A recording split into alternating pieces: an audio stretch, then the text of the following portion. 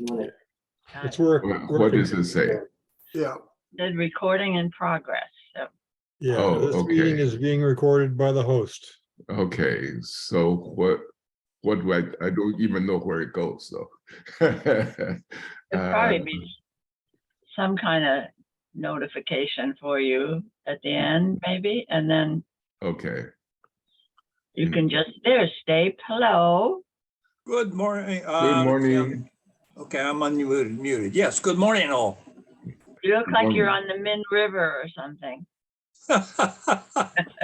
That's pretty close. Is it? Where are you? Well, I'm in my own home in Washington. It's wonderful. I just have my background Photoshop because it's such a mess in here in my bedroom. So you can fuzz it out, which is wonderful. Yeah, I don't know. Well, Teddy should be joining us because he anxiously emailed me a few minutes ago, as did Betty Barr Wong. So hopefully sometimes there's a lag, like I have to keep clicking on send and receive because my computer gives only, updates every few minutes. He wants So it to doesn't do it instantly. request. We can see this. Closed captioning has been enabled. What does that mean?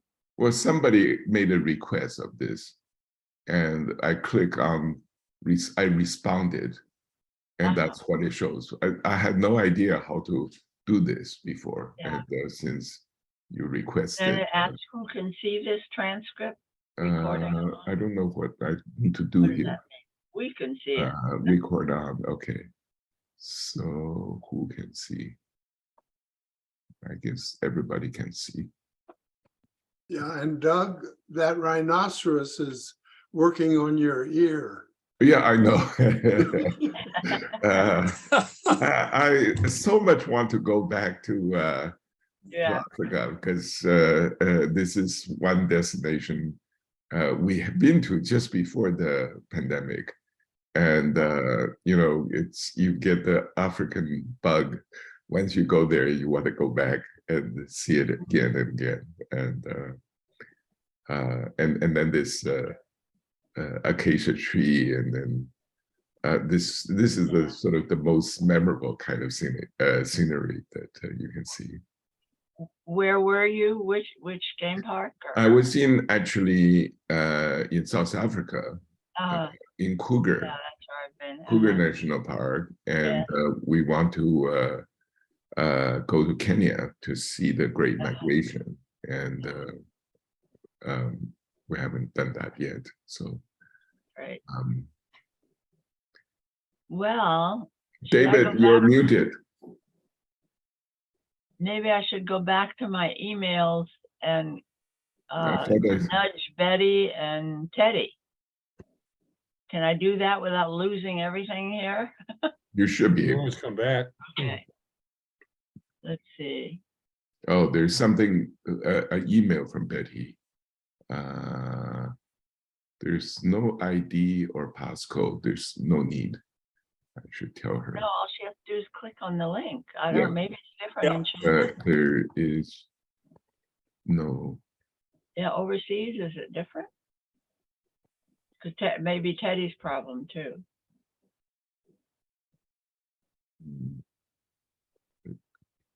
The link. They scrutinize what you're up to in China for sure. But. Well, this is not a Chinese link. This is from a US site. So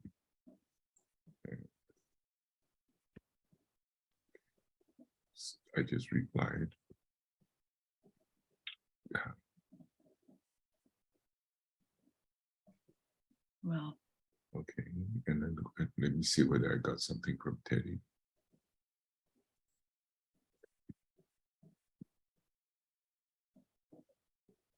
Let me see. Tell her again.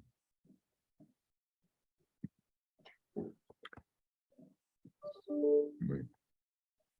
Okay, I'm getting something from Betty. I need an ID and passcode to join, she says.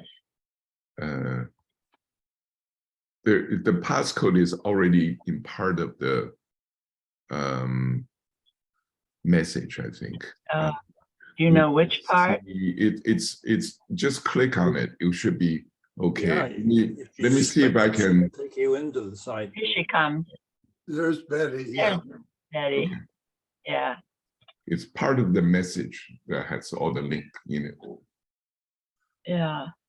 And Teddy, do you see anything from?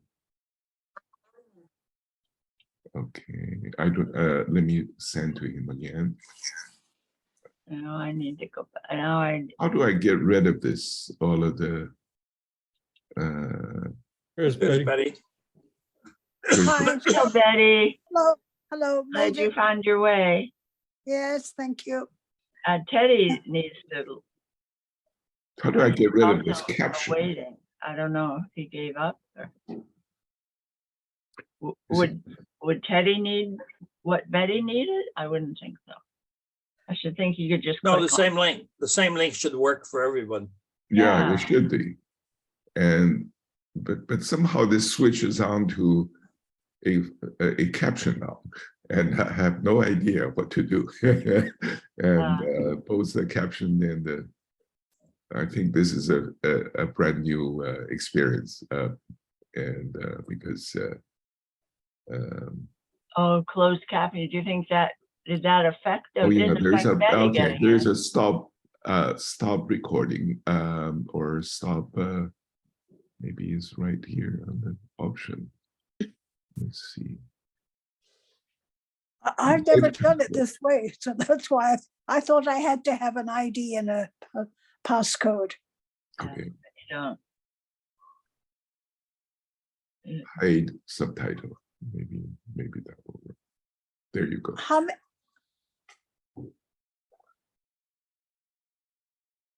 Okay. Can it? It's actually amazing that they got. All will make it work a little bit better. Oh, there. Okay. Right, David Angus.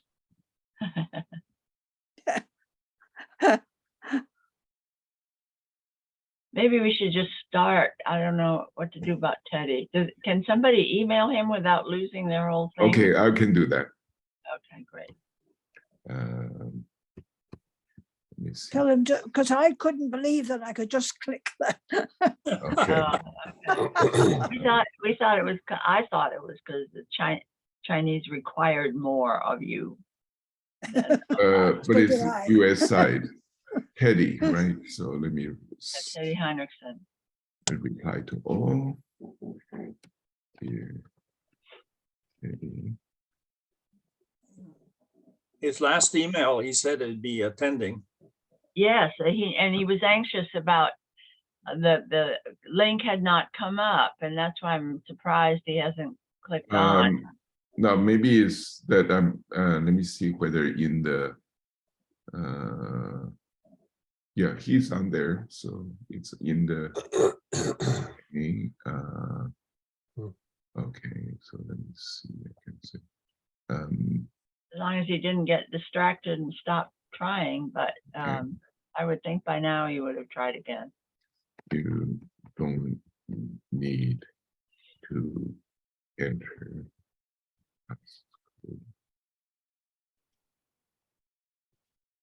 Okay. Thanks.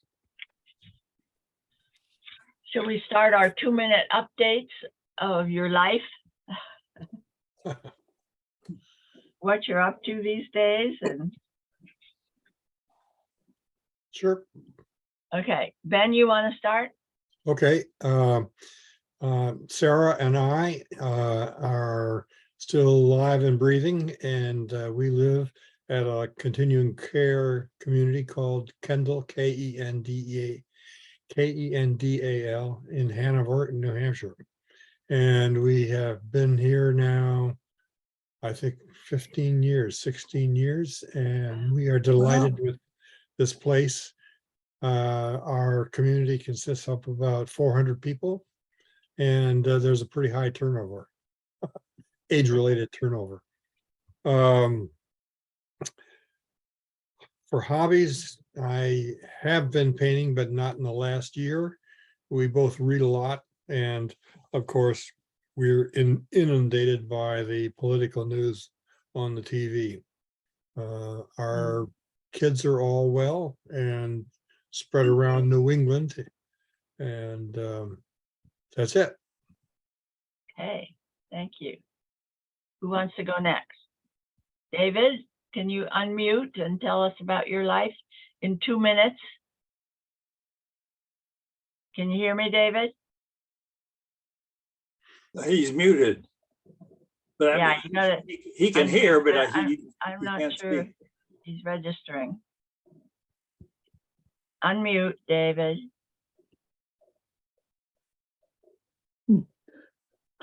Okay, Can I while say you- one more thing while you're waiting?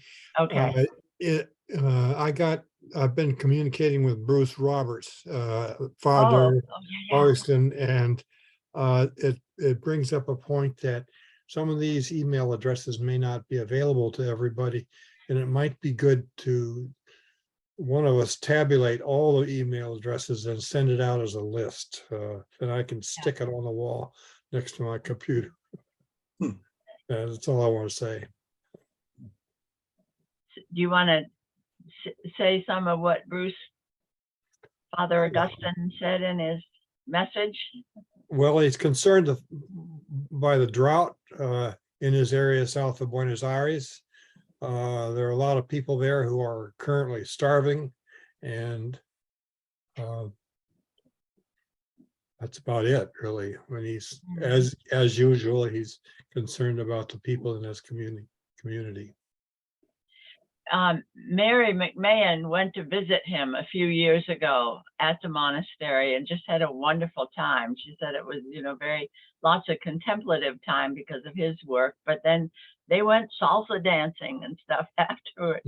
So, he morphs into his old self, I guess, when you're with him from the old days. And yeah, he's just an interesting man. Very, very interesting.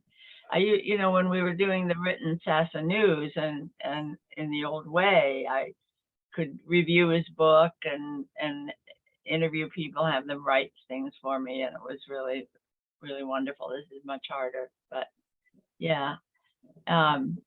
Okay, Joe, do you want to just give us an update?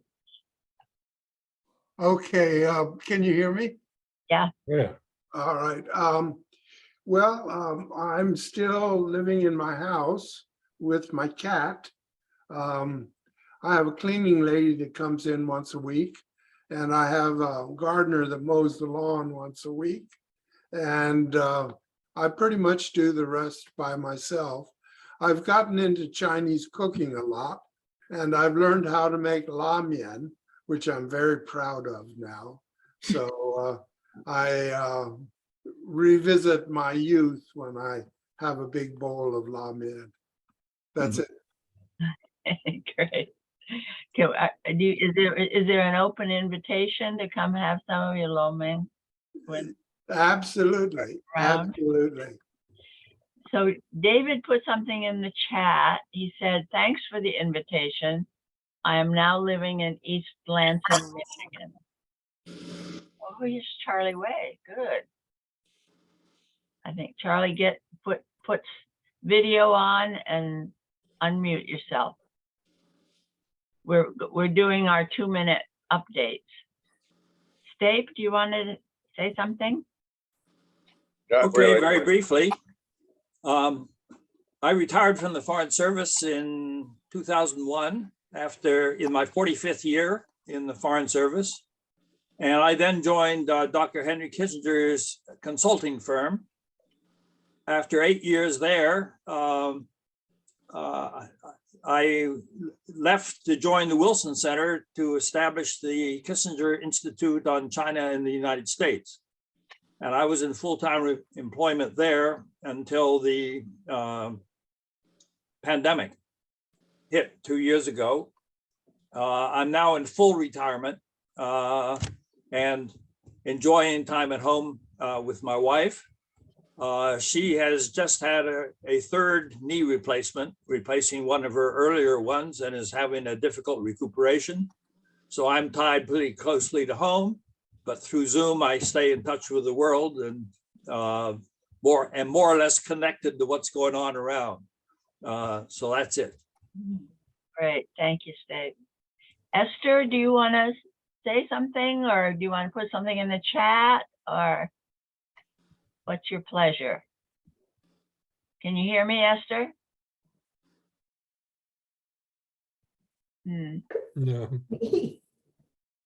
I don't know. Okay, Betty, why don't you go? Me? Yeah. Oh. Well, I'd like to ask Ben about his care home or residence, because we moved here just a year ago. And we're very happy in this.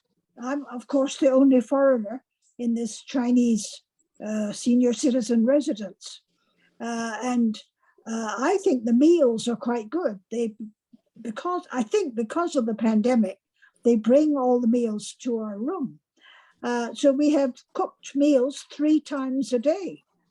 And I think it's okay. George is not so pleased with the quality of the food, but I think it's okay.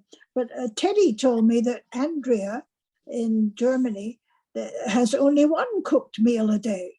You know, for breakfast, just kind of cornflakes, and for dinner, supper, a roll and cheese, and then 1 cooked meal at noon. So I think our residence in Shanghai is very good. And but at the moment, as you probably know, we are locked down, so we cannot go out. So that's it. Thank you. Charlie, you're still not on video or audio as far as we know. So you need to click on the video camera at the bottom there where it says video. Good. Yeah. And then, okay, now I think we can hear you, but you have a camera on your computer? Because you don't have. I'm on my iPhone. Oh, okay. Okay. Well, see if you can get some light on your face so we can see you better. Okay. Okay. In the meantime, I'll just go quickly. Oh my, this is the first year that I've felt closer to my real age. I've always, been taken for a lot younger than I am, and I've had lots of energy, but I'm beginning to understand about ripening much more than I did before. But for the election stuff, I've been doing postcards. There are these wonderful organizations that figure out who might respond and vote if they get a postcard nudge with some information on it. And so there are organizations that create these postcards, and all you have to do is add a little message and send them. I've done probably hundreds of those through this election time. And then, most of my life I've been an activist in various things, especially environmental things. So that continues to try to be part of the solution rather than part of the problem. I am not preaching very often anymore, but I do some funerals, often at funeral parlors. They have people come who are not church connected, but they want to minister to do the memorial. And so that's an interesting assignment, and it's a lovely way to be connected to people, because you, in preparation, you really, get to know them a bit and get to know their families and get to know their story. And so that's a very meaningful time. I've also done some weddings that way. That's another really meaningful time to connect with people. So, life is basically very good, except for all the scary stuff going on in the world. So, yeah. Charlie, do you want to weigh in with 2 minutes of your life? Well, I don't have too much to report, but the 3rd of August, I suffered a minor stroke. Oh. And my doctor said there was no such thing as a minor stroke. You had a stroke. It just had minor results. But anyway, in been in rehab. I was in the hospital for 8 days and in rehab for another 14. And just about early in October, I was able to start driving again. But anyway, I've been sticking pretty close to home because I can't do much else. Well, That's we're a glad. short summary. I am aging, obviously. But at least I'm on this side of the grass. Great. Well, good to have you with us today. Esther, can you hear me? Can you raise your hand? Yeah.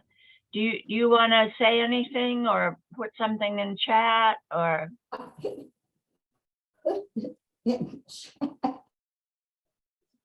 Okay. Didn't she put something just now on chat? I Did she? saw her Yes. name. I She saw said her something. husband died on Oh, yeah, my September husband 18th. died. Yes, Yeah. right. Yeah, we did get the emails and I hope that you're doing okay. I mean, I'm sure it was a gradual process for you, but we send you our love and support. And it That's sounds right. like where you live now is right next to where you did live with him, so that's wonderful. And maybe that gives some solace. But we're glad you're with us and can tune into all of this. Doug, do you want to say anything about yourself? How come you're all of a sudden in this picture? Thank you. I was invited by Joe to join, and partially because it provides a very stable and link, a Zoom link. And I retired, even though I'm a youngster compared to everyone else. And just before the pandemic, not really affected by the pandemic. I just long had planned to retire then. And during the pandemic, actually, I worked still very actively at home with many collaborators on astronomy and astrophysics, and every day I engage in probably about half a dozen Zoom meetings, working with students all around the world. And recently I've been spending a lot of time in Vancouver, Canada, because my mom, who's 99, and she is still in good health, and but her cognitive abilities on the decline. So I thought this is the most important time to spend a little quality time with her. And since I can work there anyway, and I've been working from there. And other than a trip recently to advisory committee for NYU Abu Dhabi, and I've been staying put, and I'm looking forward to the days that we can travel around to different parts of the world. Right. Thank you. Well, we're very grateful for what you're doing for us here with the Zoom and what you'll contribute in the conversation. Stape, do you have some summaries of the meetings that have been happening and what we should be concerned about now with China? And why don't we launch into some of that conversation? I can make a few brief comments about the Party Congress, and then Doug can correct any inaccuracies that I've introduced into the subject. I think this was a very significant Party Congress. These are held every 5 years. They elect the top leadership in China. And this Party Congress marks the definitive end of the Deng Xiaoping reform and openness period in China. Where the previous two Party Congresses involving Xi Jinping took place with the influence of retired leaders still significant.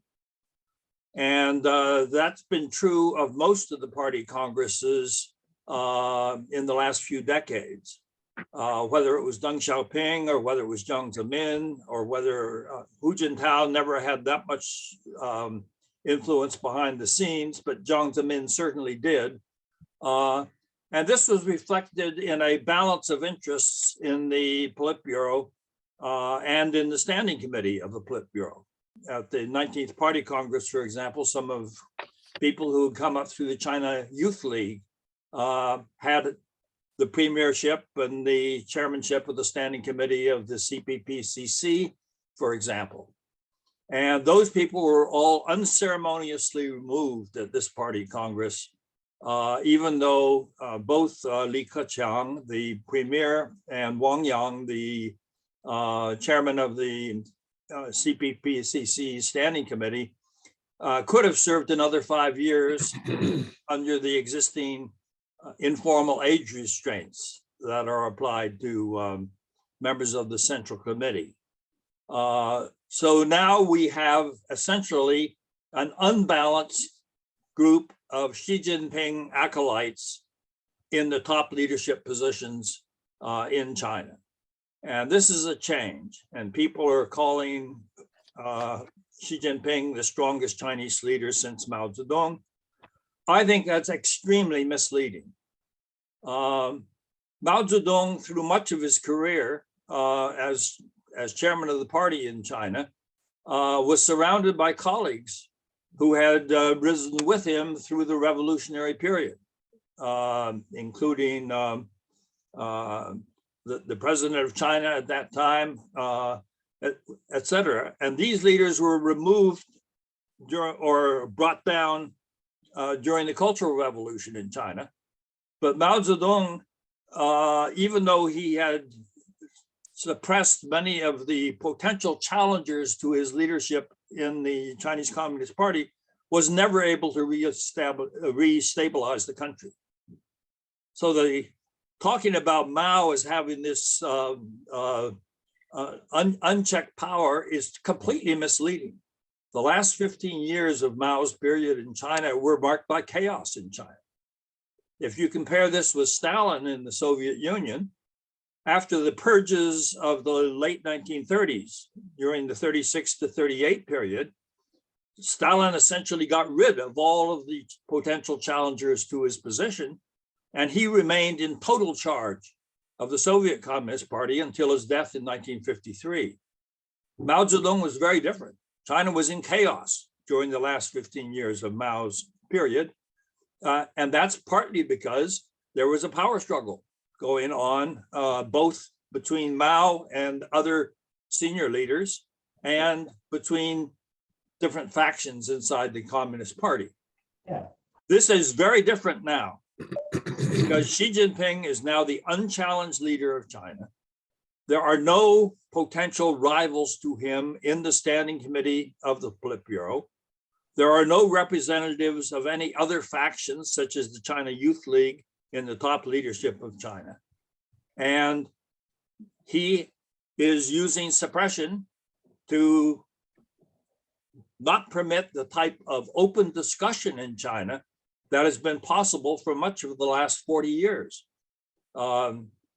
Reaching a high point during the late 80s and 90s and the first decade of this millennium, where you could really discuss anything in China. You couldn't publish freely and you couldn't assemble freely.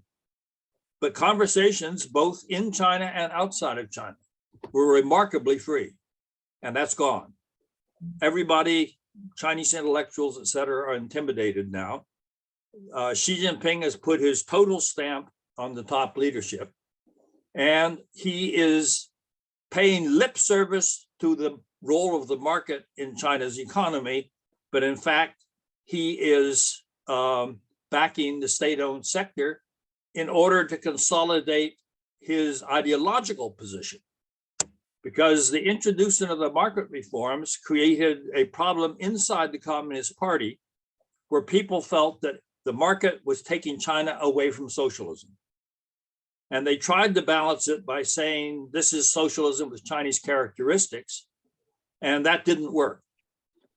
So that during the 17th and 18th Party Congresses, you saw a trend to try to emphasize the socialist character of China. And it reached its high point in the third plenum of the 18th Central Committee in 2013, which declared that the market should be the decisive factor in setting prices and in allocating resources, which is what markets are supposed to do. But in fact, he backed away. He never implemented those reforms. And now they've dropped completely the idea of the market influencing prices and are talking about it playing some sort of role in allocating resources. But it's very clear that he is backing the state-owned sector as a symbol of China's socialist character. Now, the problem here is that China now has the second largest economy in the world. And the idea that party bureaucrats can, as the visible hand, manage an economy of that size without using the invisible hand that is so important in allocating resources and setting prices in properly balanced economies. I can remember a conversation with Zhao Ziyang when he was premier of China back in 1981. And Gerald Ford, our former president, was visiting China, and they had a conversation, and Zhao Ziyang said, "You don't know how lucky you are to have a market that tells you what to produce." He said, "I have people meeting their government set plans and producing 10 million trousers that nobody wants because they're filling a government plan as opposed to responding to what people want to buy." And all of that changed over the last 40 years.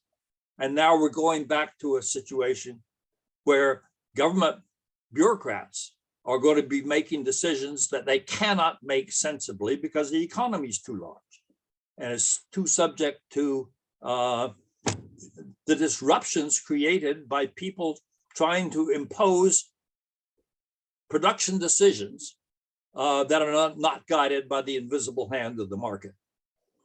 So this new era of having Xi Jinping in control has two problems. One is you now have an economy that is going to be subject to industrial policy and all of the mistakes that leaders can make when they try to.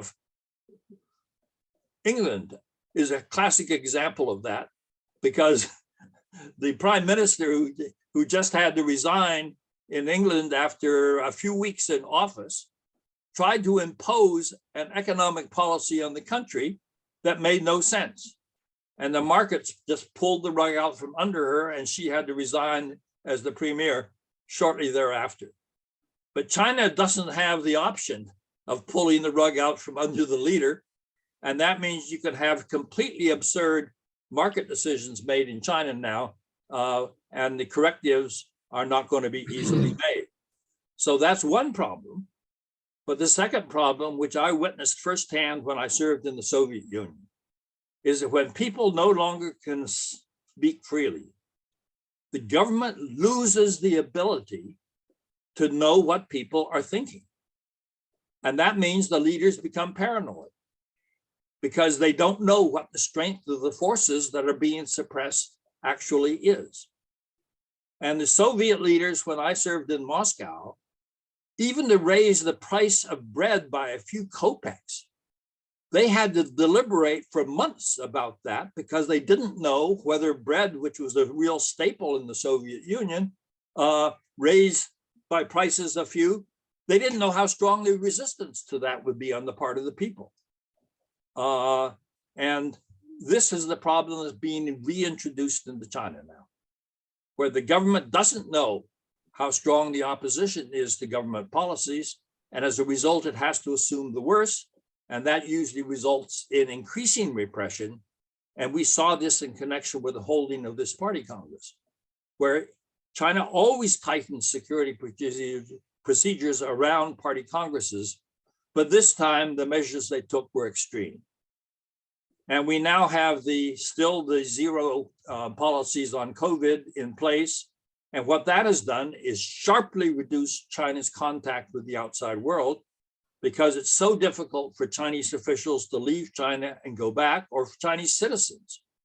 The chairman or a colleague of mine in the American embassy when I was serving there went back to China recently and was in 6 weeks of quarantine, during which he couldn't have any meetings. And then he was put on an airplane and flown back to the United States. And he's a business consultant, and that makes life difficult when you have that type of procedures in place. So that's just a brief overview. You have a China now that is overwhelmingly dominated by Xi Jinping as the leader, but you have these built-in problems, both on the economic side and on the political side, which are going to be a source of difficulties in China over the next few years. So Doug, over to you. Thank you, Stan. And after that, the analysis, that penetrating analysis, I'm not sure I could, I learned a lot, but I'm not sure I could add anything along the way. As you know, I'm just an amateur and watching. And I think there's a lot that is contained in the comments Stan had made. Let me try to sort of give you a little bit of the my interpretation of the Chinese perspective. Now, the Chinese political leaders throughout history has always tried to learn from the example of the past, and they are very well versed with history. So my interpretation from reading some of the stuff that the Wang Shu, I forgot his name, because he's written to be number 4 or number Wang Huning. Wang Huning, and he's probably the most influential political advisor to Xi Jinping, and read some of his writings, and I think that reflects a little bit of the thinking here. And there's 2 aspects of history, 2 period history that probably dominates the thinking. One is the period just before the Qin Shi Huang period. There's a 7 warring state period. And another period is the period at the beginning of the Qing dynasty. And after the Qing emperor, the first emperor, established the power. And there was also a period of instability until Kangxi, who came in very young and ruled China for nearly 60 years, and who had accomplished 3 major tasks, including starting with getting back to Xinjiang, and then in the south and near the border with Laos and Vietnam, and stabilized there, and then took back Taiwan. So in many sense, and that analogy is it's a very close parallel. And Kangxi, of course, also had almost a absolute power. And in that sense, there's a Chinese characteristic of benevolent dictatorship, and it's deeply embedded, certainly in the ruling class, but maybe also shared by vast majority of people who are in the peasant class of people. And I think this crave for stability and crave for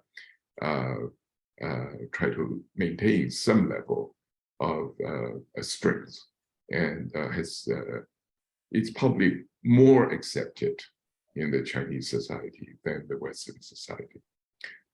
Given that historic background, then let's see what is happening. And I think what Steph said about control, and it's definitely there. The isolation in many ways is intensifying. And recently I was supposed to serve on the chair of a major prize committee in China, and a science prize, and everything, all the ceremony that we could do, and is presented through through Zoom, as we're doing now. And simply, if I go there, and like everybody else on the committee, and it would be weeks of isolation and quarantine, and it's just too disruptive. So even for people who want to work with our Chinese colleagues, this becomes very important. So it's the interruption is two-way, not only for the Chinese to come out, but it's also for outside folks to go in. So this sense of growing nationalism is sharpened with this certainly highly heightened image of feeling of a threat. And this is played out in Xi Jinping's delivery of the message that he delivered during the Congress. And he talks about risk. He used the word risk many, many times. And I think my own feeling is that that mention of risk is one way of rallying people together. And of course, and there are, I think China is very different from the Soviet period in some sense. In this Soviet period, that there is a tremendous amount of fear, and you can't even talk to people privately to each other. But the resentment, for example, for COVID restriction is widely shared, and even though they're not surface at all, and I think the reaction to Li Qiang being appointed as #2 has triggered some reaction, because he was in charge of Shanghai, and when this wave of pandemic happened, and many people were locked down and been inconvenient for weeks, if not months, and so this sense of resentment happens. Chinese dynasties have thrived under benevolent dictatorship, and has also significantly, very strongly weakened by its political infrastructure. And the biggest enemy to China has always been internal, the political system. It's the external invasions and all of that only took place at a time when China is in a state of disruption and chaos, and sometimes is brought there by very strong leaders. So I think this is a concern, widely shared concern, and even though they're not heard in the public domain, but it's widely shared certainly amongst intellectuals, and probably those are the people I get sort of I have contact with, but I'm sure that is widely shared amongst the common folks. So I think we're probably going to witness in the next few years a period of very determined goal, and try to make, as they say, make China great again. And but at the same time, and there is a very strong undercurrent which may destabilize China, and it will be a turbulent time, not only in China, but throughout the world, because the world is in a state of turbulence, and we're all worried about everywhere. And the period of peace and prosperity that we have grown up and got used to, and I think that's about to be shaken. That's my 2 cents worth. Great. Joe, do you want to add anything at this point or get in this? I don't think I have anything to add. There was an editorial that was published in Singapore that said that Xi is now the strongest man in the world, and his only rival is Biden. But Biden is ruling a country that is very disrupted. And while Xi is able to pretty much control his country, so the shift of power is going from America to China. If that's true, then I think there will, as Doug said, there will be international turmoil. Stape, do you have any comment about that?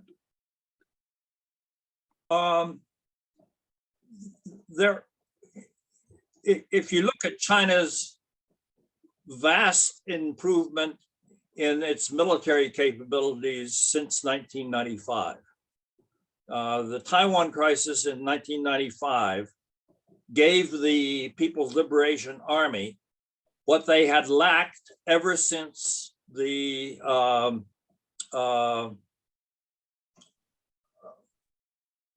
scandal in 1971, when Mao's designated successor died in a plane crash in Mongolia after apparently a failed coup attempt against Mao's rule. And ever since 1971, the defense budget in China was kept low. And when Deng introduced the four, I'm having trouble bringing out the right word, the four innovations, military was ranked at the bottom, and the economy and agriculture and science, et cetera, were above that in priority. But all of that changed in 1995. And in 1995, the PLA used the Taiwan issue to justify double-digit increases in China's military budget every year. But China's economy was also growing at double digits. So that in essence, China was not only increasing its economic power, but it was increasing its military power. And so inevitably, the US dominant position in air and naval power in the Western Pacific that we had enjoyed ever since 1945 began to erode. And at this time, as we saw in the case of the blockade of Taiwan that was instituted following Nancy Pelosi's visit to Taiwan, a similar crisis in 1996, we put aircraft carriers at each end of the Taiwan Straits. This time we didn't dare do that because China now has scores of new destroyers that they could have used to surround the aircraft carriers and created a very dangerous military crisis. So there is no question that there has been a shift in the balance of power between the United States and China. But China is still in key elements of national power very deficient. And the most dramatic illustration of that is in the microchips that lie behind virtually all modern technology. And the best manufacturer of that is in Taiwan, which dominates the international market. But the United States, because of its rivalry with China, is now beginning to cut off Chinese access to microchips, not only the chips themselves, but to the equipment that's necessary to manufacture the most advanced microchips. And we're in a competition in each country over artificial intelligence. And here China has an advantage that we lack, or that we have, but to a lesser degree.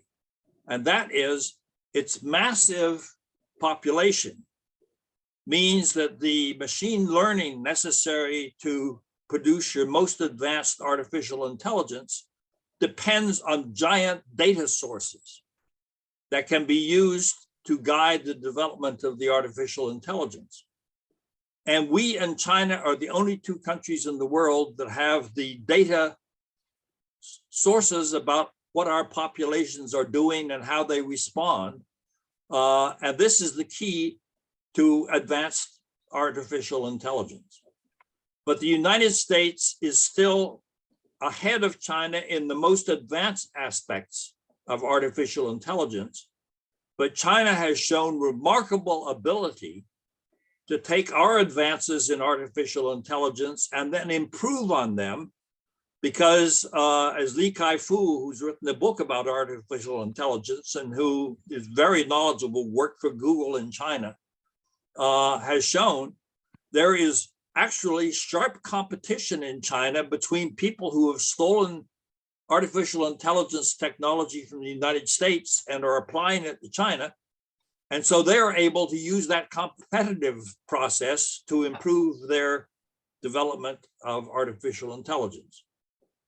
So this is a real competition now. And to say that China's ahead of us in every respect distorts the situation. For example, our military has been engaged in military operations for much of the last 30 years, and China's had not been engaged in any military operations since the border crisis with Vietnam in 1979. So that's a longer answer to your question, Joe, than perhaps you were looking for.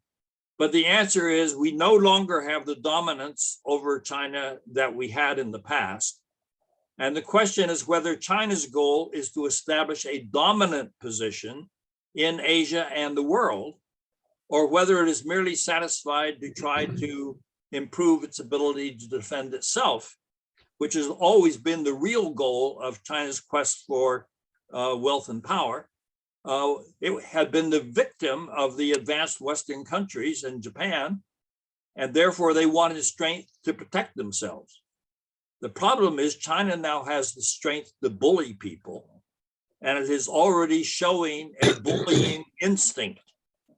And that has major implications for the stability of the international system.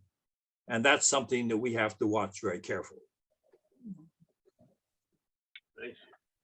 Let me jump back in here, make a couple of comments. It's true that Taiwan right now has the master capability of making microchips. When I first started using transistors, they were about the size of a lima bean. Now a transistor on a chip is about the size of a virus. So there has been an enormous shift in the size of these electronic components. And it becomes very difficult to make them with ordinary tools. You have to have specialized tools. One of my grandson is working for a company in Silicon Valley that makes tools for measuring the microchip when it's still on the wafer. And this tool uses X-rays because ordinary light waves have too long a wavelength to be able to measure these tiny things. They have to go to light with very short wavelength, in other words, X-rays, to do that. Now, the big machines that make these tiny microchips are very specialized machines, and China up to now has not had the capability of making them. But the important thing is not how you make the machine. The important thing is that it can be done. And America's freezing of microchips going to China is going to push the Chinese government into making these machines a very high priority. In the US, it all got started back in the late 60s when America started making intercontinental ballistic missiles, and they needed guidance electronics for these missiles. Now, weight costs a lot of power in an ICBM, intercontinental ballistic missile. And so that's where America's microchip industry got started. It was a military push to make tiny little chips that could be used on missiles. Since then, in America, the push has shifted to the civilian sector. And it's now the civilian sector that pushes the design of microchips. In China, the Chinese government is sure to see that they need to develop this technology. If they can't import the chips because of American embargoes, they will need to develop the technology not only for the civilian sector, but also for the military sector. And that's a worrisome thing, I think. I just wish there was some way that the US and China could see a way clear to having a joint advance of the human race rather than play a zero-sum game in which if one country is powerful, the other one has to be weak. Yeah. Amen. I remember in 1960, when I was in the hospital having my first child, Leslie, was when the U-2 spy plane was shot down over Russia. And this new young mother, I just was so enraged at the stupidity of national leaders in both our country and Russia at that time, Soviet Union, getting to this point where, you know, it's kill or be killed. I mean, I think that's, of course, ancient instinct for whatever reason.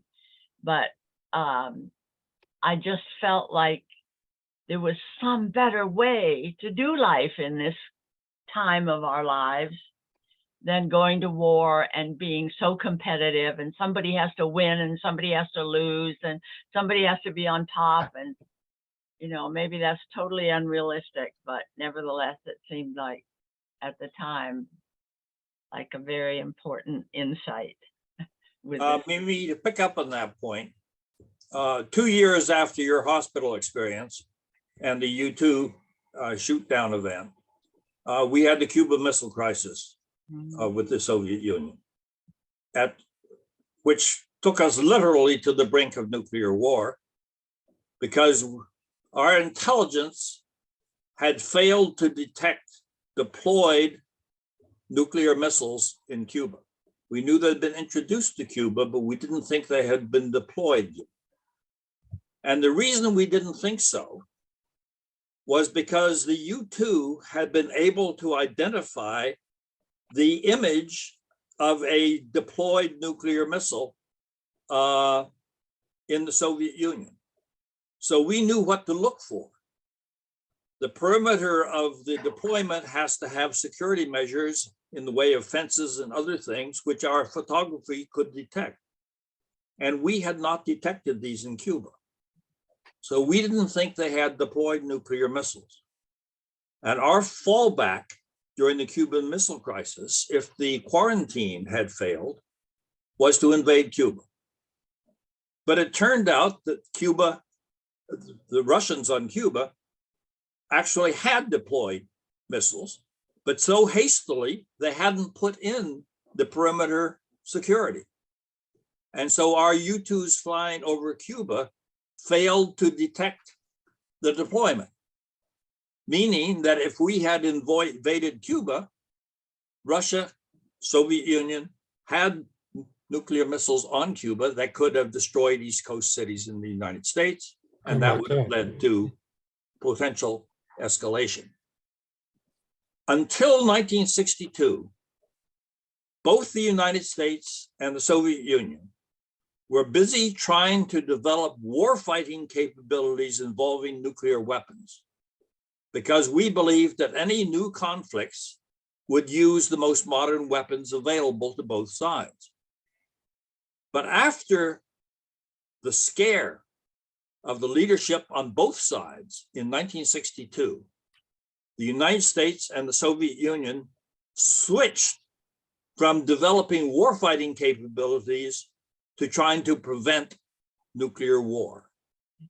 And that ultimately led to the strategic arms limitations talks and to the START agreements, which were the strategic. First of all, it was to limit the further expansion of nuclear weapons, and then it was to start reducing the numbers of nuclear weapons. But it took the scare of that nuclear crisis in 1962 in order for the United States and the Soviet Union to come to their senses to a certain degree. Our problem with China now is that all of our modern leaders have no experience in using the remarkable new weapons that have become available, both nuclear and conventional. For example, we've seen clearly in Ukraine that Putin did not allow for the destructive capability of the anti-tank weapons that the West made available to Ukraine. And so he lost hundreds of tanks to the modern weaponry that became available. And when you look at our newspapers on a daily basis and talk about the cavalier possibility of a war between the United States and China over Taiwan, you shudder, because we are two major nuclear powers the way the United States and the Soviet Union were in 1960 when Mimi was in the hospital. And at that point, we still thought that a nuclear war was possible to fight. And after 62, we recognized that it would be extraordinarily difficult to control escalation if you began to use nuclear weapons, which Putin now is threatening to do in Ukraine. So in a sense, we have returned to a new, much more dangerous military face-off between the United States and China, in which control of escalation might be extraordinarily difficult. So you would think that both sides, the United States and China, needed to start emphasizing avoiding war. In fact, we're going in the opposite direction. We are moving from a one China policy to a one China, one Taiwan policy. We haven't crossed the Rubicon yet, but that's the direction in which we are heading. And China, as reflected in the language of Xi Jinping at the 20th Party Congress, is making it crystal clear that China is prepared to use force in order to prevent the separation of Taiwan from China, and if necessary, to complete the unification of Taiwan with the mainland. So we are in a pre-Cuba Missile Crisis phase in our relationship with China, where both sides are irresponsibly taking positions that make conflict inevitable without understanding the consequences of actually having such a conflict. And what Ukraine illustrates graphically is that we might be able to defend Taiwan, we can't protect it. Because if you see what's happening in Ukraine, it is successfully opposing Russian aggression, but the cost is missiles raining down on their power plants. They may have no electricity this winter. Their roads and buildings are being destroyed, and Taiwan would suffer those consequences if you had a conflict over Taiwan. So Taiwan is the most irresponsible player in this because it wants to be independent and is manipulating the US political system effectively so that Taiwan won't fight the war. The United States will fight the war. Taiwan still only has a 4-month period of service for its draftees into the military. Its military budget has gone up only minor degree. It still is below, in terms of the percentage of GDP that Taiwan spends on defense, it's below what it was in 2010, during the period when tensions in the Taiwan Strait have gone up remarkably. So Taiwan's not prepared to fight a war for independence. What it's trying to do is have the United States fight a war with China over independence for it, and we are falling into that trap. I don't So know. this is a gigantic problem for our China policy. And the Secretary of State just had an interview with Bloomberg News in which he totally distorted the background of the US-China policy, showing he has not done his homework and that the officials around him have not done their homework and don't understand the development of US-China policy. It's a very dangerous situation. Boy. And Let me jump in again here.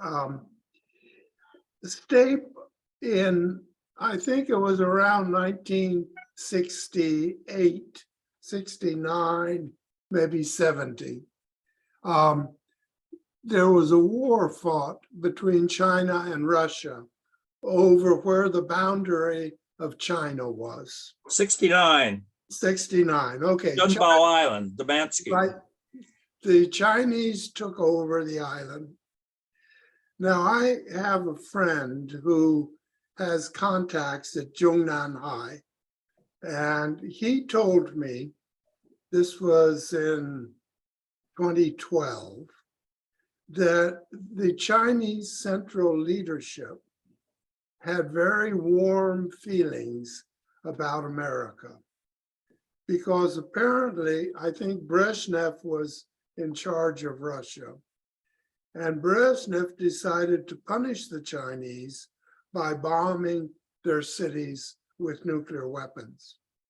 But Brezhnev did not want the US to be involved. And so he sent a message to Washington, telling Washington what he was going to do and asking Washington to stand aside. And Nixon's response was that if Brezhnev hit China with nuclear warheads, the US would hit Russia with nuclear warheads. And initially, Brezhnev had said that he was going to hit, I think, 20-some cities. But then he dropped the number to 14. And the response from Washington was the same.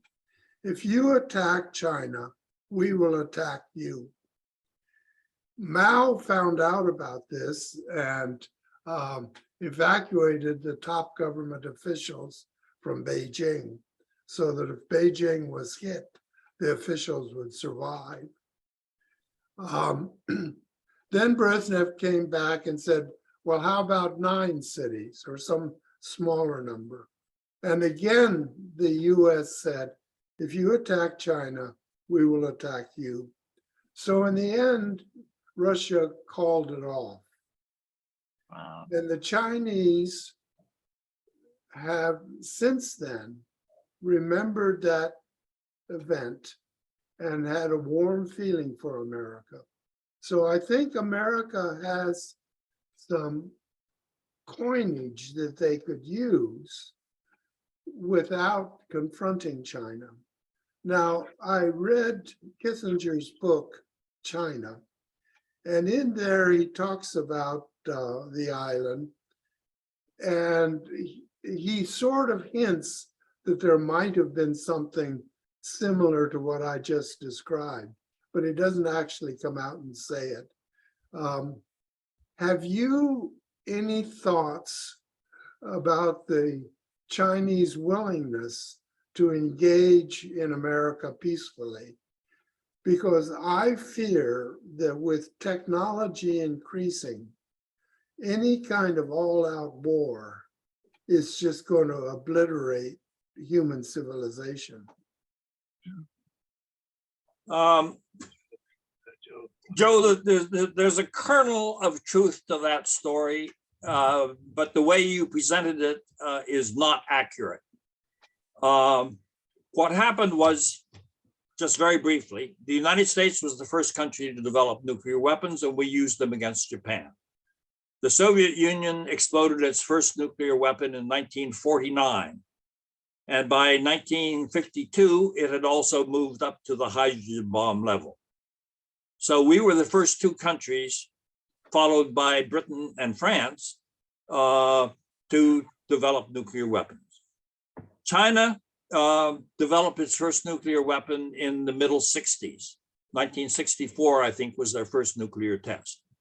So China had a very limited nuclear capability during the 60s. Both the United States and China were very disturbed because both of us had hostile relations with China at that time.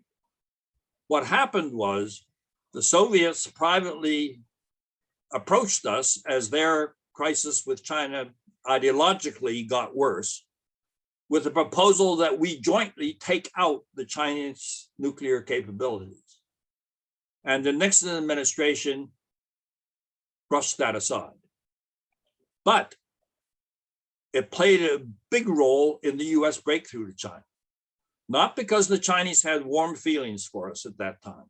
I don't think that's accurate. I don't think the Chinese were aware of the discussions between the United States and the Soviet Union at that time. But Nixon recognized when the physical clashes took place over Junbao Island in the Ussuri River, that the Chinese might be receptive to an approach from the United States to improve our relations with China in dealing with the Soviet threat.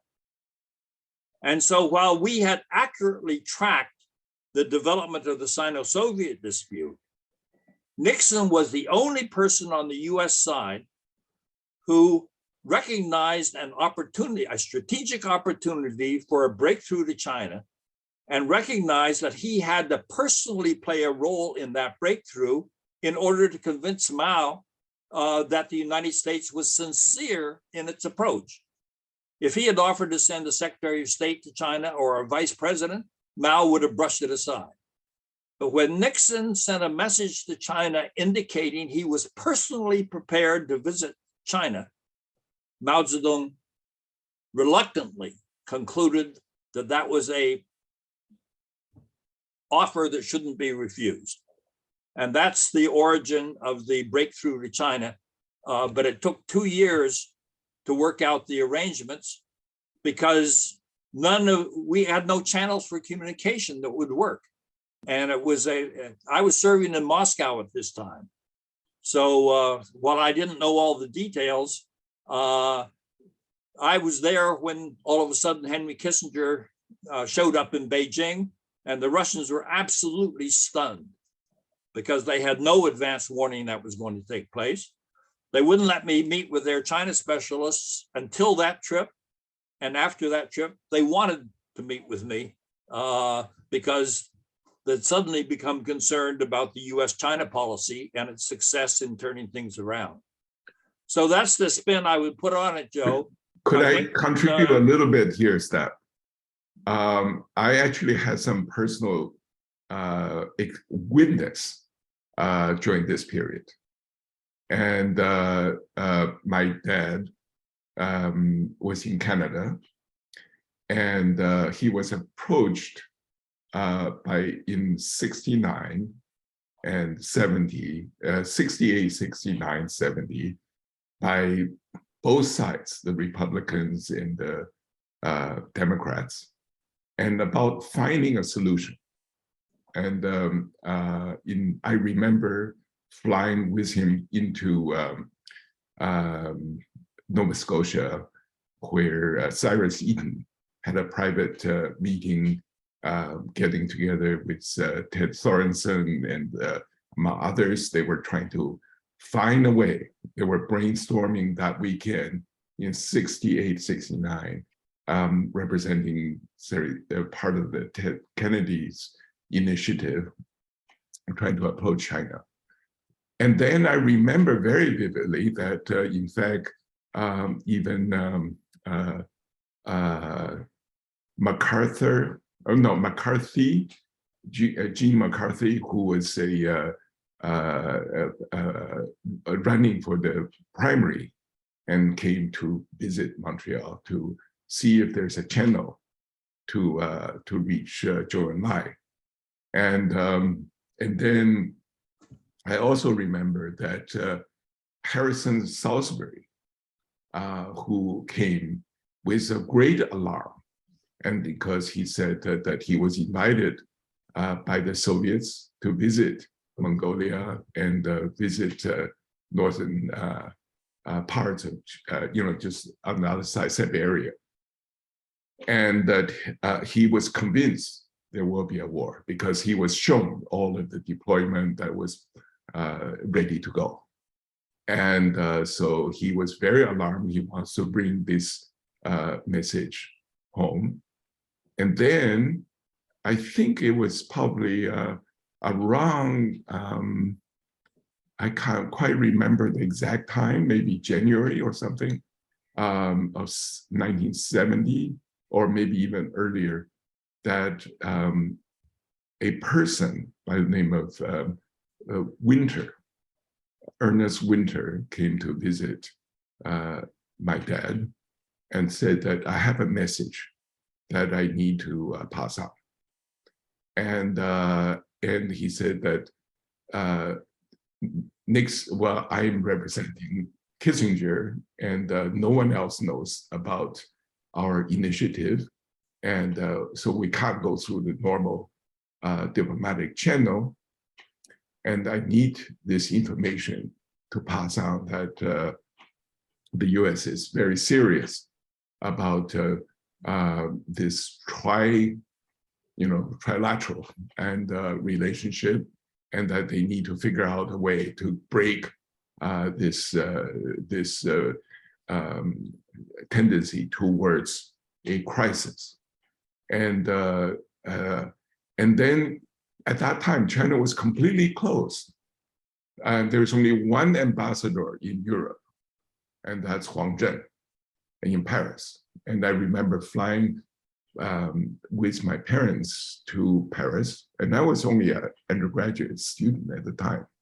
And then meeting, having dinner with Huang Zhen, and then my dad pulled Huang Zhen aside,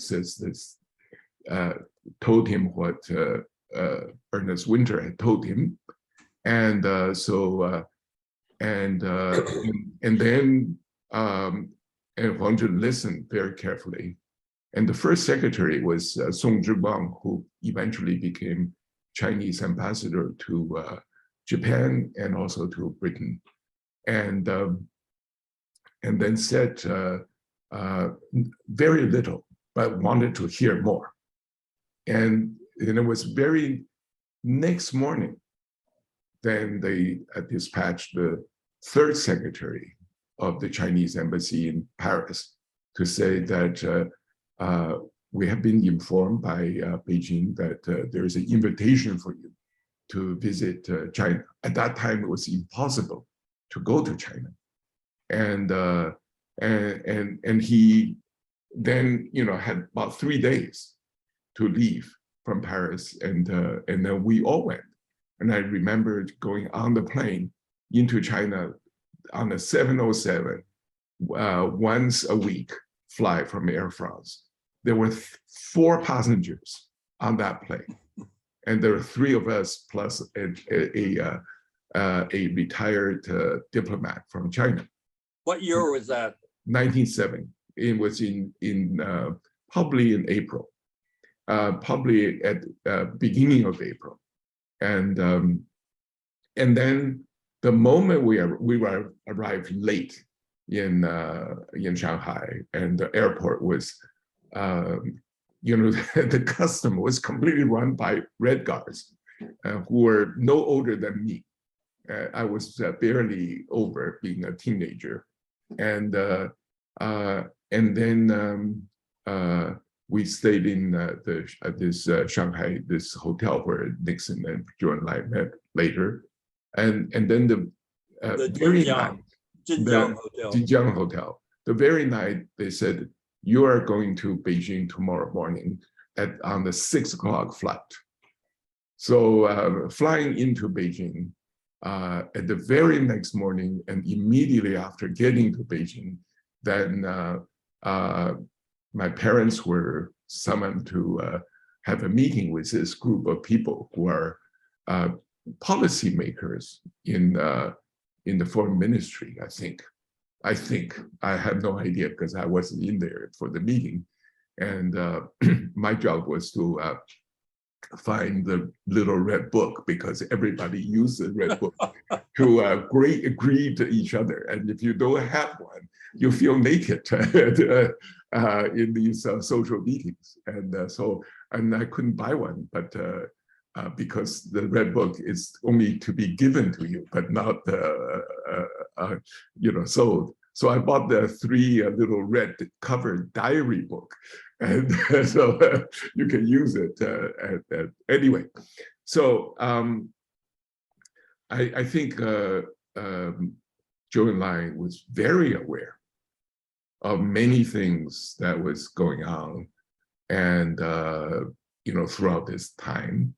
The final channel was through Pakistan, but there were a lot of background channels that was already taking place, and that Zhou Enlai was very much trying to push Mao influence in that direction. And Mao had also found that it was getting very difficult. I mean, China was very much in a chaos.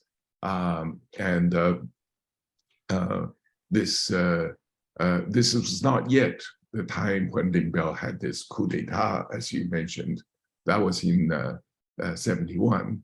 And so this period was a great time of great instability inside China, as well as this conflict with the Soviet Union. And they're trying to figure out a way to break out. But this period, and I recall, later on, of course, all the things happened and that went into public. And but in preparation leading up to it, there was already a lot of movement that was going on. That's a very interesting story. It illustrates the big problem that both sides faced at that time. The level of mistrust between China and the United States was extraordinarily high. China, as you noted, was in domestic chaos. This was the height of the Cultural Revolution. The Lin Biao affair, as you mentioned, occurred in September of 1971. And the military clashes on the Ussuri River was a definitive action that caused a lot of concerned people to think that the United States and China should be finding some way to work together. The problem was finding channels for communication. Mao Zedong tried to use Edgar Snow, who visited China and stood on the Tiananmen review alongside Chairman Mao, and he made some remarks which were intended as a signal to Washington. And Washington didn't believe that Edgar Snow was a reliable channel for communication, so the Americans brushed it aside. The Americans had official talks with China in Warsaw between our 2 ambassadors there. But this was so secret, and our ambassador in Warsaw, when we finally wanted to communicate with them, the Chinese ambassador wouldn't meet with him. And he actually, at a diplomatic reception, tried to chase him across the room in order to have a private conversation with him. The Chinese had no guidance on that, and he wouldn't do it. We tried to approach the Chinese through the Romanians. because the Romanians, even during the Sino-Soviet dispute, had a special relationship with China. But China didn't trust the Romanians because they were undoubtedly penetrated by the KGB and therefore would have been aware of it. And that's why we eventually ended up using the Pakistanis as the way to communicate with each other. We also couldn't be sure that Zhou Enlai was a reliable reflector of Mao Zedong's attitudes. And if you recall later, just before Mao's death, Mao Zedong lost confidence in Zhou Enlai and thought he was becoming too close to the Americans. And he cut him off from medical treatment for his medical difficulties and contributed to his death. So that all of these things were factors that were going in. In retrospect, we've been able to sort things out so that we had a better understanding of what was going on. But at the time, it was far from clear exactly what were reliable channels, who was able to convey messages that reflected the actual thinking of the various parties. And so it's worth thinking about that, because we need to keep channels of communication with China open, or we'll get back into a similar type of situation where we get more reliable clues of what's going on from informal contacts than you can get through official contacts. And that's a very dangerous situation to let occur. Do you see anything moving in that direction, understanding in that direction in our government now? No, at the moment, what I shudder about is it almost looks to me as though it's going to require a Cuban Missile Crisis type of event to shock both sides into recognizing that they have to do what should be obvious, which is avoiding war over Taiwan is an absolute priority in our relationship, and that has to be front and center in our approach. China is unable to do that easily, because if they seem to be backing off on the issue, the Americans will try to push forward more in promoting an international status for Taiwan, which China considers a step toward independence. The Americans are distorting our historic relationship with both China and Taiwan. We talk about we support China because it's a democracy. The fact that Taiwan is a democracy makes it easier for us to support Taiwan, but we supported Taiwan because it was a friendly government at a time when the PRC had troops in Korea killing Americans in the Korean War. And that's when President Truman backed off of his decision not to intervene in the Chinese Civil War. I was still in China when the Korean War broke out, and the troops were engaging in military exercises for invasion of Taiwan in the playing fields of the University of Nanjing in front of our house in Nanjing. So I watched these soldiers getting ready to invade Taiwan. And that was aborted by the fact that Mao, in an egregious mistake, agreed to let Kim Il-sung go ahead and try to unify the Korean Peninsula. Previously, he had said that had to wait until after the liberation of Taiwan, and Kim Il-sung outplayed him. He got Stalin to agree if the Chinese would agree, and then he told Mao Zedong that Stalin was ready to go, and Mao felt he had no option. The questions about how the Korean War broke out are now well known, whereas previously it was very hard. There are books published about these things reflecting both the archives of the Russians and the Chinese, and it's quite fascinating. But I think there's a gigantic problem on the American side now, because the only way to buy time to see whether a peaceful resolution can be worked out is to be firm in holding to a one China policy, meaning we have to stop increasing the officiality of our relations with Taiwan, which we have been doing, and denying that we are unilaterally altering the status quo. Is anybody feeding this kind of feedback Yes. to the government? Yes. Okay. And the trouble is the government is no longer a reliable depository of attitudes because nobody in the government now participated in negotiations and various other things. What's most disturbing is that President George Herbert Walker Bush, who followed Reagan, was the last American president to actually understand how sensitive the Taiwan issue is for China. Because from Nixon right up to George Herbert Walker Bush, all of our presidents and secretaries of state had been involved with China in trying to work out the Taiwan problem that was blocking us from having official relations. So they understood how deeply the Chinese felt about the Taiwan issue. And beginning with Clinton, all of our presidents have lost that understanding of the sensitivity of the issue. And gradually, as the State Department officials who were personally involved in these things, like myself, have retired, and the people who are inside are not familiar with all of the record of the early discussions, which illustrate how difficult the issue is. I'll give you an example. When President Nixon met with Chairman Mao in February 1972, he told Mao that the United States government would no longer take the position that the status of Taiwan was undetermined. He couldn't enforce it. State Department lawyers said, no. We acknowledge the Chinese position that Taiwan is part of China, but that's as far as we'll go because there hasn't been a peace treaty. And Japan has to have a peace treaty with China in which it officially returns Taiwan. Otherwise, its status is undetermined. And that's still the American position, and Nixon couldn't change it. So people in the State Department are not adequately aware of those types of details, which are really important to understanding why you can't play around with Taiwan.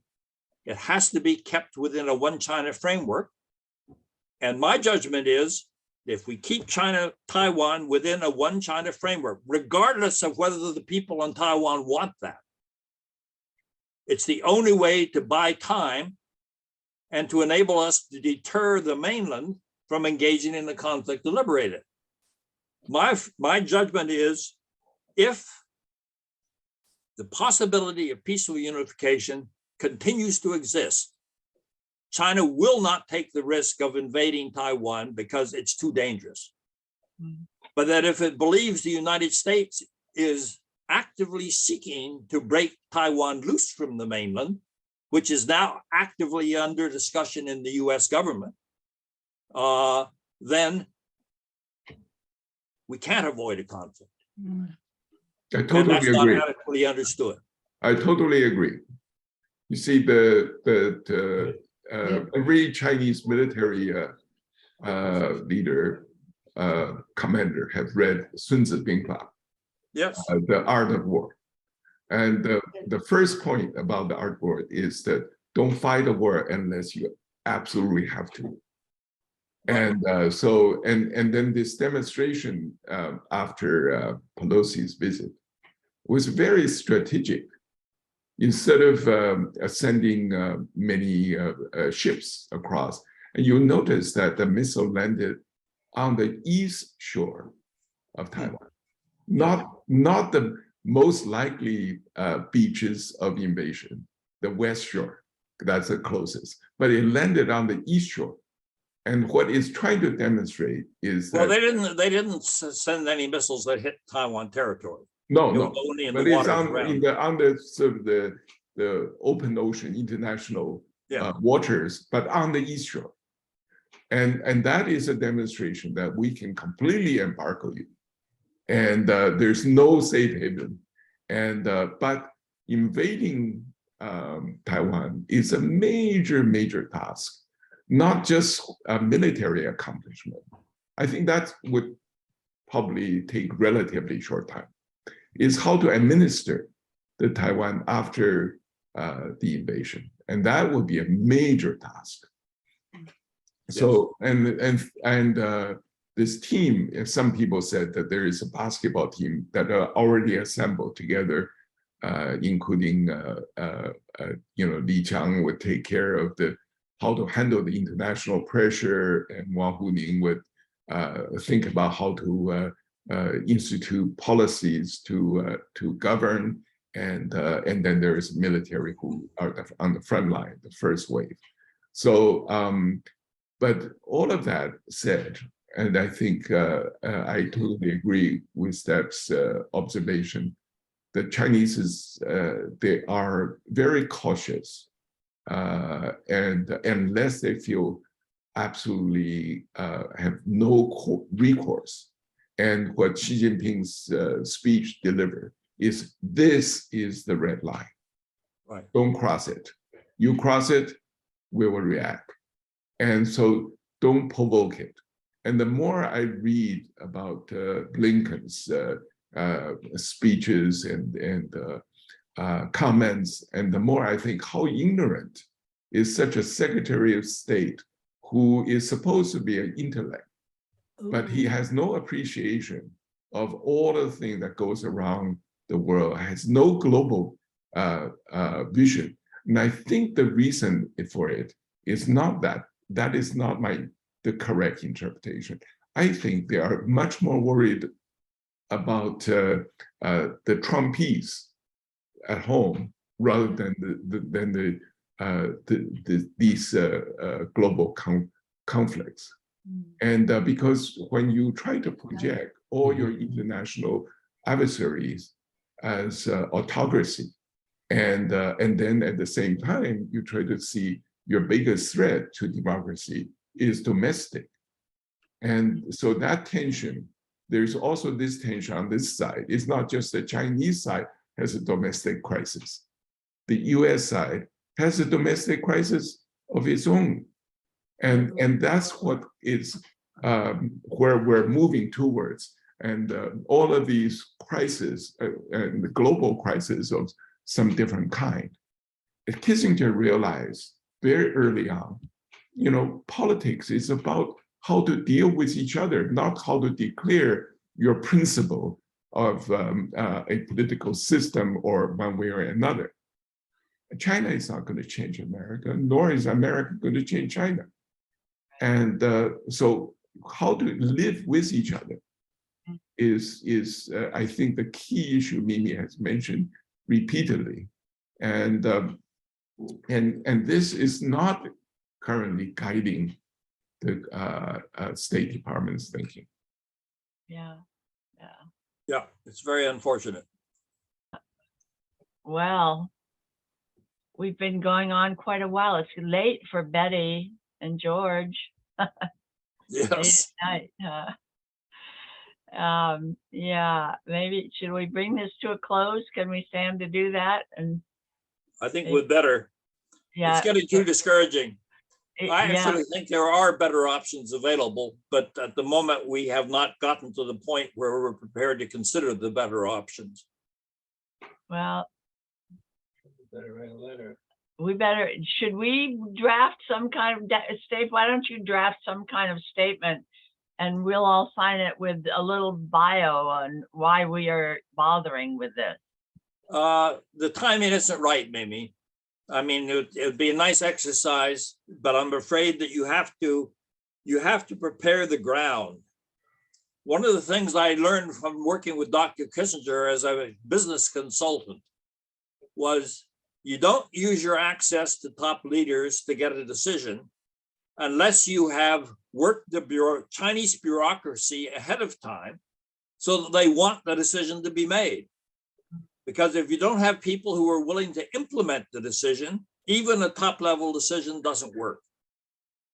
And so in essence, we need to still do the groundwork before public pressure is useful. What would that groundwork be for us, for example? Well, I think the State Department, and I think those of us here have to be much more active with members of Congress, because Congress is taking a totally irresponsible position on Taiwan. They have a Taiwan Policy Act that talks about removing all constraints on official contacts between the United States and China and Taiwan at any level. And that would convince China that the United States was literally, as a policy factor, trying to separate Taiwan from China. And that means they prepare for conflict. Well, you know, Seth Moulton, our congressman, was on the radio the other day and making all these hawkish statements that really drove me crazy. Would you draft something that would be sort of groundwork and pass it along, and I'll add to me and maybe to others for their Congress representatives, that would be educational and you know, that would be a start on laying some groundwork, or at least with. It's a good thought, Mimi, but frankly, I'm at the moment, I don't think the situation is ripe for that. And I think you decrease your influence if you use it at the wrong time. Well, it seems like there's a lot of decisions pending, so that this would be a very good time to give some input and caution on those. Well, if you know of a member of Congress, then having a I do. serious conversation He's is from our worthwhile. town. But statements, a statement from this group would merely convince them that we had become agents of China. That's the way the polarization in U.S. society now has come. True. Well, though Seth he's a Democrat and you know, has had my support in his elections in the past, so he knows me. And he's from Marblehead, actually. I know his mother. Spent some time with her. Well, you might seek a conversation with that, but what I find troubling now is that I know there are several members of Congress who understand the sensitivity of the issue, but there is not a single member of Congress, 435 members of the House, 100 senators, who's prepared to speak out publicly for a more sensible approach to China. Right. They're all resolutions on Taiwan, even if they make conflict much more likely, get 100% support in Congress. And it's that thing that we have to turn around before messages can be usefully done to influence people. Okay. All right. I would appreciate from you guys who've been thinking about all this, some major points to make that I might, you know, have in a conversation with him. Okay, I can send you some material. Okay, great. That'd be good. Anybody else want to weigh in on anything here? Is a parting comment? Or Betty, we're about to send you off to bed, you and George. Getting late. It's probably way past your normal bedtime, or unless you're night owls like us. Okay. Well, this has been rich as always. And wonderful to see some faces. There. Very informative. Good, Charlie. Great to see you. Thanks to state. Pardon? Well, Douglas offers very useful insights on this subject. Yeah. Okay, well, I'm going to sign off. Okay. Bye-bye. Bye-bye. Bye, everybody. Bye. Be well. Was Teddy there? No, No, he never came. never Oh, came. Too bad. Yeah. Who's that? Hi, Mimi. Who is that? Sarah Gilson. Oh, nice to see you. Yeah, I'm glad you joined us here. Thank you. Yeah. Be well, Well, everybody. Mimi, Thank you now? so much, Doug, again for doing Thank this. you. All right, we'll be in touch. And I would appreciate your comments, Doug, that you think I should make, points I might make with Seth. Okay? Okay, thank For you. Congress? Yeah. Yeah. Lovely. Thank you. Term is it? All right. Bye-bye. Bye. Bye. Right. Bye. Bye.